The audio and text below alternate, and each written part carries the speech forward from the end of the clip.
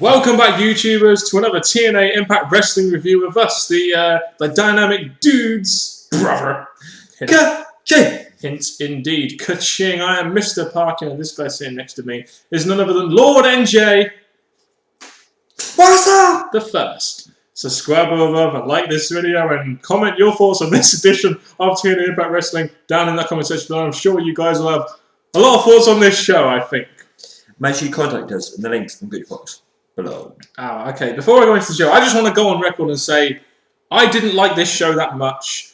I think that TNA lately, their show's been very logically done and everything, and I think one thing they've been lacking, and I think this is one thing that TNA are trying to improve, is their ratings. Their ratings haven't been very good lately, and I kind of can't help but feel that they're doing the shows now, like this one, to try and get the ratings up a little bit. Like we had Hogan coming back, we had 3 title matches, we had the whole Repo Man thing put in there. You know, I can't help but feel that TNA are now, because of the lack of ratings, Spike had been on the phone to them and said, look, you need to get your ratings higher, and now they're kind of sacrificing that sort of logically built product for more ratings-based product, kind of like we got before in our eyes, the TV show got pretty good.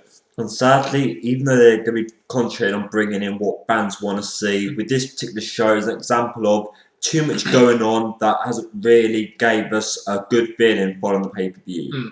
I mean, this was a follow-on from Victory Road. Essentially, we're on the road to lockdown. I must admit, I am looking forward to lockdown, but this show has kind of dented my hopes a little bit. But there we go. I'm not sure why we had 3 title matches tonight, right after we just had them, most of them defended on a pay-per-view. Again, I think that's a ratings ploy. And to start off the show, we get a whole replay of the aftermath, the whole segment, a replay of the aftermath of Victory Road, like the whole post-match segment. And, you know, at the time we weren't really into it. I'm seeing it again. We just weren't really into it. I'm not sure why they started off the show. Why not just show a video package, a compilation, just a lot shorter and to the point?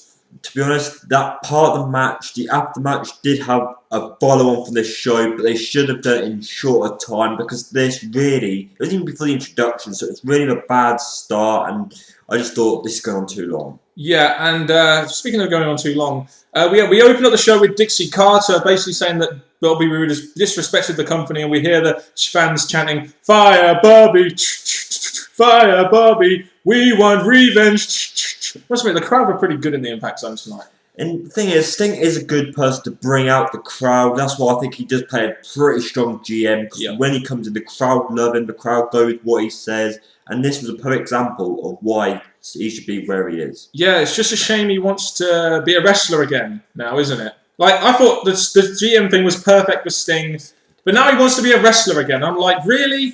52, 53 years old, not as good as you once were in the ring, Sting. Do you really want to be a wrestler again? Do we really need to see this guy be in the ring again? Because the thing is, when we first started, or when I first started watching TNA, he had that Joker thing going on, and then he came to be this serious GM, and then my liking of him just grew, and I thought, this is your perfect role, you're likeable, you get your points across, you have a thing going on with all the wrestlers, perfect. And then him stepping down is just a bad way to open the show, because now you're going to go back to being a wrestler, which you've been moved on from onto a better role. Yeah, I mean, it does follow on from the pay-per-view in a sense. Sting stepped down. I'm not sure why they've done it. Again, this is where I feel the whole ratings thing is coming now, because he suggests that Hulk Hogan needs to be the new GM. And I'm kind of thinking to myself, oh God, they're trying to go for ratings here. They're going to continue this on, and the main event of Lockdown is now going to get watered down, and it's now going to seem insignificant because of the Hulk Hogan thing. There is one thing I'm going to say about this Hogan thing. He has signed a contract that's extended, so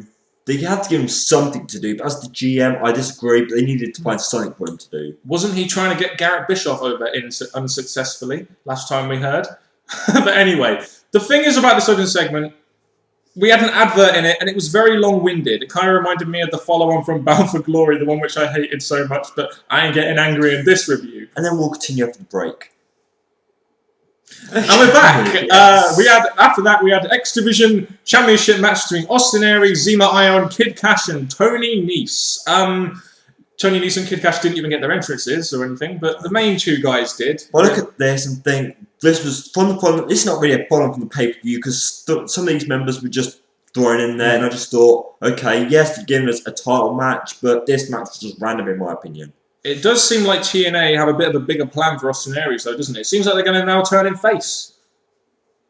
Yeah, I mean, I don't have too many problems with him. I mean, he's a great top heel, but he is getting a lot of face pops recently, and I think along with Magnus and Samoa Joe, maybe TNA are going to go in another direction with Austin Aries, especially with who they had interfere in the match. Because the thing with Austin Aries, he has been playing a heel by going up against faces, getting them over and that, but the crowd cheering. So no matter what he does, he still gets the crowd behind him, so turning him face would be the logical idea. They had to do it. I just wonder, could you not have maybe given us a #1 contendership match here? Just something to give us direction to lockdown, maybe. And the match goes about 4.5 minutes. It's decent X Division action, and then out comes the fans are actually chanting TNA, TNA. This is awesome, which is quite weird for the Impact Zone crowd. And then out comes Bully Ray to take out all the X Division guys, including Austin Aries himself. And you kind of think to yourself, they're going to use the top heel in the company to try and get Aries over as a face. That's kind of a smart move, really. What I'm going to say with this is that I'm a great fan of Bully Ray, probably my favourite in TNA, but the thing is, he did not need to get involved in this match. This match was going perfectly without him. Many people were loving it, liking it, so maybe he could have come after the match,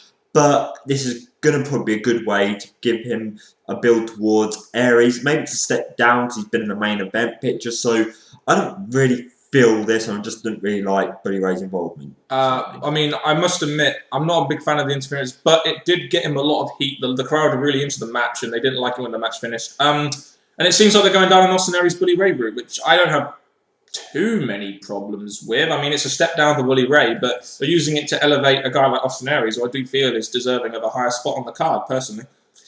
Well, I'm trying to look at the positive in this, but I just see Bully Ray going for the main event, then obviously needs to get involved in X Division. I'm just thinking you're bringing Bully Ray down to put Austin Aries over. It's a good thing for Austin Aries, but not good for Bully Ray. I don't feel it was a positive thing. I guess you could argue Bully Ray has maybe had his spot now and he's moving down the card slightly to give someone else a spot.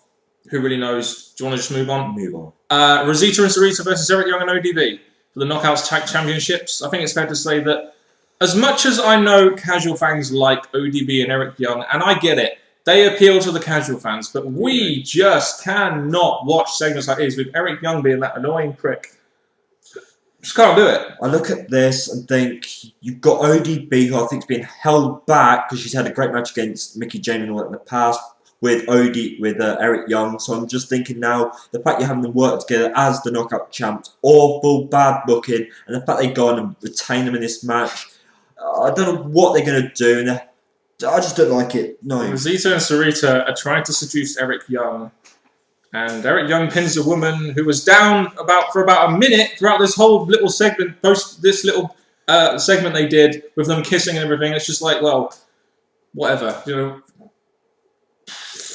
I just don't care about this. It's just so bad. We had a short video package of Crimson's heel turn, which was good. Which was one of the good things that came from that pay-per-view. And we have Crimson talking about how he took out the trash in a backstage segment that next week on Impact is going to be him and Morgan face to face. And they end up brawling anyway with Morgan's pussy punches. The thing about this, I like this backstage thing. They followed from the pay-per-view. This is one of the segments that stood out from the follow-on from the pay-per-view. They fought, they went at it. It was a good thing building up to what's going to be coming towards lockdown. Very nicely done. It's just a shame there was a lot of these backstage segments tonight, which kind of hurt the flow of the show, in my opinion.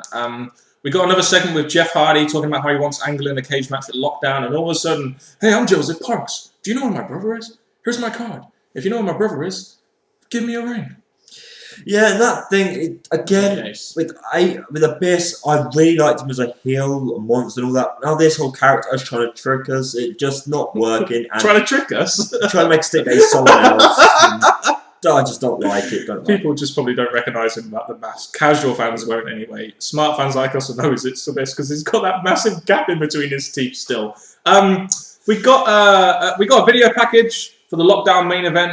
I kind of like this just because it showed Bobby Roode and James Storm rising from the bottom of TNA. Now they're at the top. I thought that was a nice video segment. Kind of like, do you remember when they had those Bobby Roode segments, like putting him over as this family guy, this good guy? It was kind of like that. I did enjoy this video segment. Yeah, it was a positive thing for the whole Storm and Roode, and I thought this was quite nicely added in to add effect to their feud that's going to be building up towards Lockdown. Just not tonight. Which, to me, is going to be the best match of the year. James Storm had a segment at the Hour main event. talking about what Rude did was wrong. What he did was wrong. An eye for an eye, a tooth for a tooth, a hat for a hat, and a cowboy for a cowboy. You know, and he's going to right all those wrongs at Lockdown. The only thing I'm going to say is that Storm will say how wrong it is, but why did he not come out at the pay-per-view then if it was so wrong? Because he was too busy having surgery? I don't know. Anyway, out comes Shane Haas from OVW, a guy, he was trying to be British, but his accent kind of sucked. And he basically comes out as Bobby Roode's sort of lawyer guy, telling us that Bobby Roode won't be there, he will only be there at Lockdown. And he announces that James Storm will be facing either Kaz or Daniels, and Storm says, well, might as well face them both in a handicap match tonight, player. And what am I doing? Why am I doing my Teddy Long impression? I don't know, but with this, again, it's given Storm involvement. He does mention a lot about Rude, which was needed, because that is the big highlight for Lockdown. It's just showing that there weren't much of Rude interference or anything like that. It was all about Storm tonight. And we get a match set for later tonight, the main event. So I think it did its job. It gave us Lockdown and feeling. So I think this segment was pretty nice to the main event. And then James Storm gives Shane Haas the lovely welcome to TNA TV last call. There we go. I love it when he said, well, we're never too good at writing anyway. That was awesome. I love that. It's kind of like the end of a movie scene, isn't it? It's like the climax movie scene. Oh, anyway, let's just move on. Kurt Angle versus Garrett Bischoff in a 3-minute challenge. Oh my god. Why are they doing this again? Why are they getting Garrett Bischoff involved with Kurt Angle? And they're kind of... The problem with this is you're putting so much emphasis on Garrett Bischoff that it's taking so much away from what I feel could be a great match at Lockdown between Angle and Hardy. It's taking so much away from it just to try and get Garrett Bischoff over. Because at this point before the pay-per-view, it was more concentrated away from Angle and Jeff Hardy, and now they're doing it again after the pay-per-view, even though they've got a match announced coming up for Lockdown.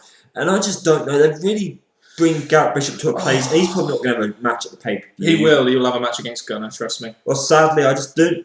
There's 3 minutes of TNA that we're never going to get back, and I thought it was disappointing. The fact they had Garrett Bischoff out-wrestle Angle was ridiculous booking. You basically have Garrett avoiding Angle, and then Gunner throws Garrett in. So basically Angle can't beat Garrett, and it's kind of like, come on.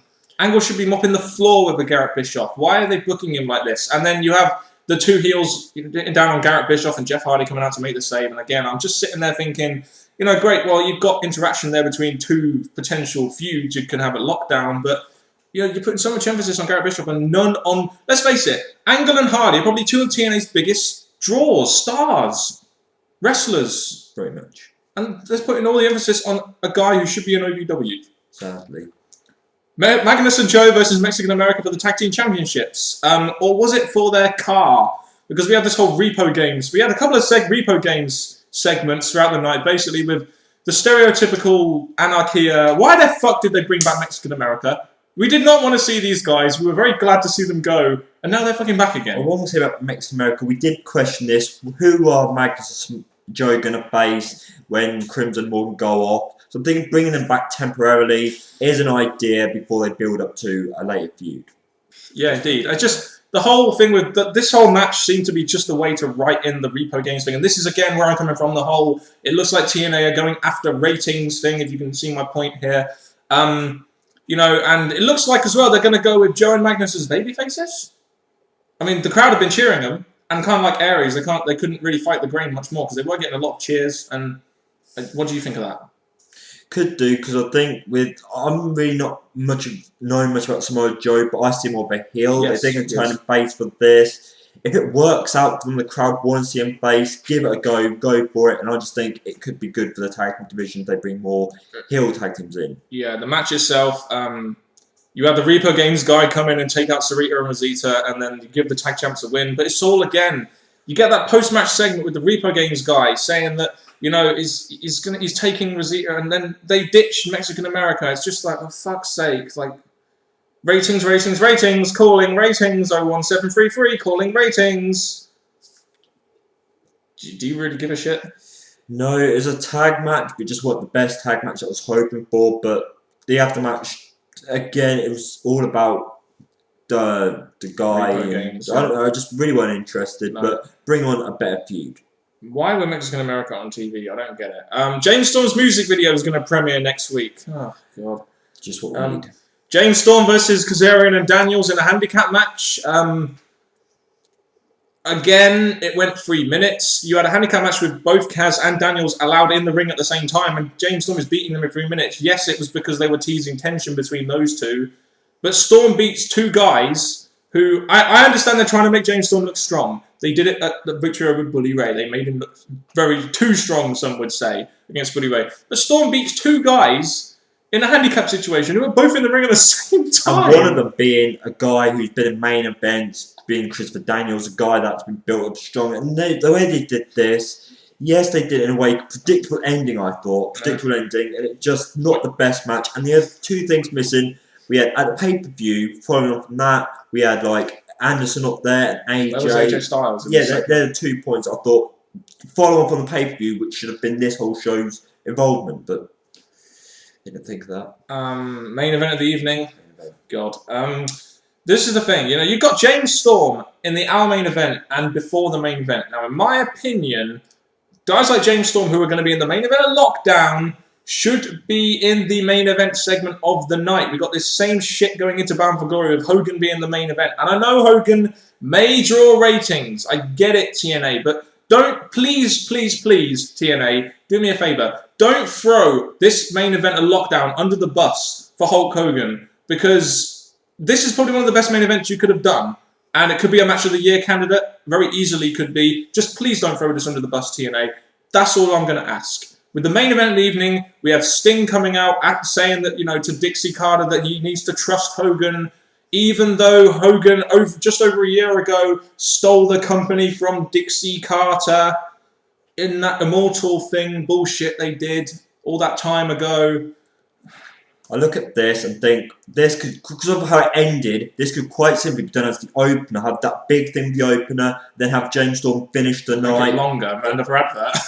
It's just that I didn't like how this way ended. They structured this, in my opinion, wrong, and it just quickly finished and just not a proper goodbye finish, Hogan announcement or anything like that. It just rushed. They're basically trying to bring us into next week, aren't they? You know, you basically get Hogan coming out, and Hogan got a very good reaction from the crowd. It's kind of like Hogan's return to Orlando, the crowd member zone, I guess. And Sting's saying, you know, believe in Hogan. Let's believe in Hogan. Let's believe in Hogan. When I'm supposed to sit there as a fan saying, well, this time last year, Hogan was stealing the company from Dixie Carter. Why would Dixie Carter trust him? I'm just saying. It just needs to make logical sense in the storylines. That's all I'm saying. And the main event was short. They could have added it to the opener, but then it would have been even longer as the opener. And they're trying to basically bring... And this is what I'm talking about, the ratings thing again. You'll see what I'm saying. They're trying to entice us to watch next week for Hulk Hogan. That's what they're doing. It's all about ratings. And are they throwing Lockdown under the bus for the ratings? They threw the whole show under the bus. Dare I ask your overall thoughts on the show? I get a feeling you were very disinterested, as I was kind of... I've felt disinterested all the way through this review. I'm going to be honest. I needed my 5-hour energy.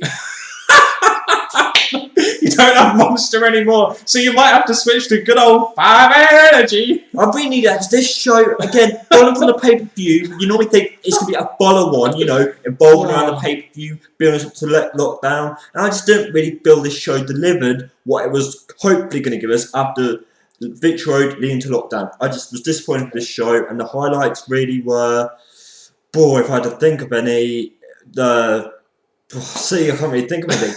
James Storm, I'm going to say, stole the thing for me. That was it. James Storm is the best thing in TNA right now, in my opinion, alongside Bully Ray and Austin Aries. The show to me was just, like, as you can say, I've been very disinterested in this review, and I'm going to be honest here. The show wasn't very interesting this week. I was expecting a hard sell for Lockdown, but it seems like TNA have gone away from what made their shows good, but obviously, they didn't get very good ratings from it. It looks like they're trying to go for that ratings-orientated, focused show again, which I really don't like because it takes away from the logical build to pay-per-views and the way I feel the wrestling show should be booked, even though I am only a smart. I don't know about ratings, so whatever. And I bet you any minute this show gets a good rating. But I didn't like it in TNA this week. I don't even want to grade it. And people out there may disagree or may agree. I don't know, but I just was very disinterested with the focus, the main focus on the show. It's not your main event of Lockdown, which is probably going to be the biggest main event of the year. It's all on the ownership and all that kind of stuff, which really wasn't needed in my opinion. Poor Sting. Goodbye, Sting. Well, no, we're going to be seeing him wrestle But probably. still, I'm saying goodbye, Sting, for being a GM. That's the horrible thing of this show. But I can't say much good about this. But people share the good, the bad, and the ugly about this show. Mostly good and mostly bad and ugly. It will be. And from Mr. Parkin and me and Jay, tune in for our next review and goodbye.